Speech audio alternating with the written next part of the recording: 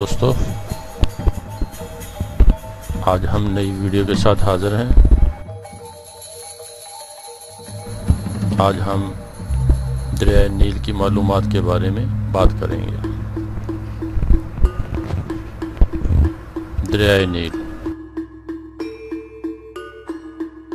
جن ممالک سے ہو کر گزرتا ہے ان میں سوڈان، برونڈی، روانڈا، جمہوریہ Congo, Tanzania, Kenya, Uganda, Ethiopia اور مصر شامل ہیں۔ دریائے نیل کی لمبائی 6695 کلومیٹر ہے اور دریائے نیل کا دہانہ کی بلندی 1134 میٹر ہے اور دریائے نیل کا میدانی علاقہ 34 لاکھ مربع کلومیٹر۔ دریائے نیل دنیا کا سب سے طویل دریا ہے جو بر اعظم افریقہ میں واقع ہے۔ یہ دو دریاؤں نیل ابیض اور نیل ازرق سے مل کر تشکیل پاتا ہے۔ آخر ذکر دریائے نیل کے بیشتر پانی اور زرخیز زمینوں کا سبب ہے، لیکن طویل اول ذکر دریا ہے۔ نیل ابیض وسطی افریقہ میں عظیم جھیلوں کے علاقے میں جنوبی روانڈا سے نکلتا ہے، شمال کی جانب تنزانیہ، یوگنڈا اور جنوب کی جانب سوڈان سے گزرتا ہے، جبکہ نیل ازرق ایتھوپیا میں جھیل ناٹا سے شروع ہوتا ہے اور جنوب مشرقی سمت سفر کرتے ہوئے سوڈان سے گزرتا ہے۔ یہ دونوں دریا سوڈان کے دارالحکومت خرطوم کے قریب آپس میں ملتے ہیں۔ دریائے نیل کا شمالی حصہ سوڈان سے مصر تک مکمل طور پر صحرا سے گزرتا ہے۔ جنوب مصر میں اس دریا پر مشہور اسوان بند تعمیر کیا گیا جو 1971 میں مکمل ہوا۔ اس بند کے باعث ایک عظیم جھیل تشکیل پائی جو جھیل ناصر کہلاتی ہے۔ یہ جھیل مصر اور سوڈان کی سرحد پر واقع ہے، تاہم 83% جھیل مصر میں واقع ہے جبکہ 17% حصہ سوڈان میں ہے، جہاں سے اسے جھیل نوبیا کہا جاتا ہے۔ جھیل ناصر 550 کلومیٹر طویل اور زیادہ سے زیادہ 35 کلومیٹر چوڑی ہے۔ اس کا کل رقبہ 5250 مربع کلومیٹر ہے، جبکہ پانی کے ذخیرے کی گنجائش 157 مکعب میٹر ہے۔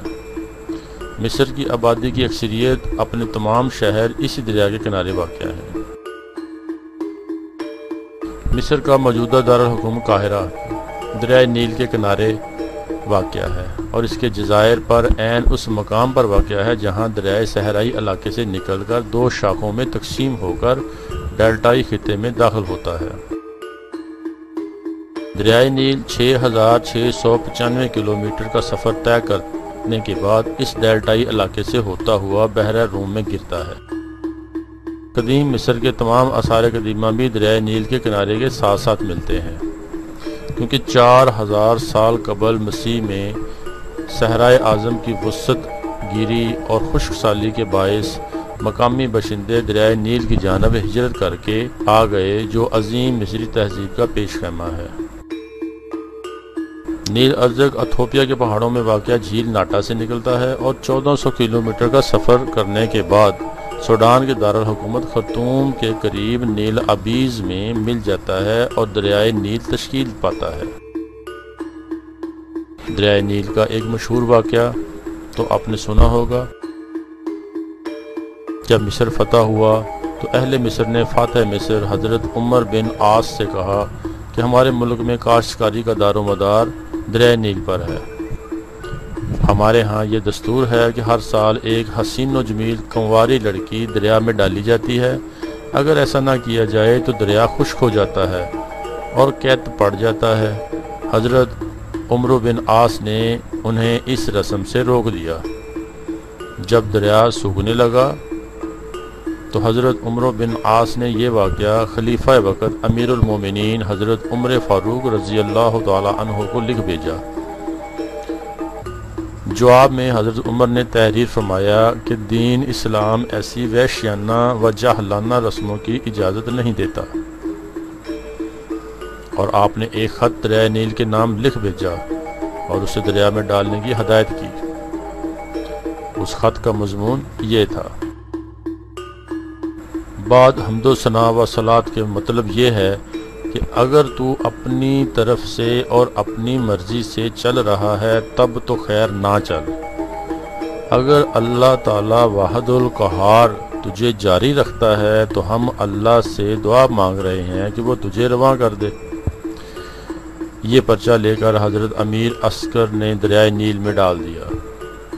ابھی ایک رات بھی گزرنے نہیں پائی تھی جو دریائے نیل میں 16 ہاتھ گہرا پانی چلنے لگا، اور اس وقت مصر کی خشک سالی تر سالی سے گرانی ارزانی میں بدل گئی۔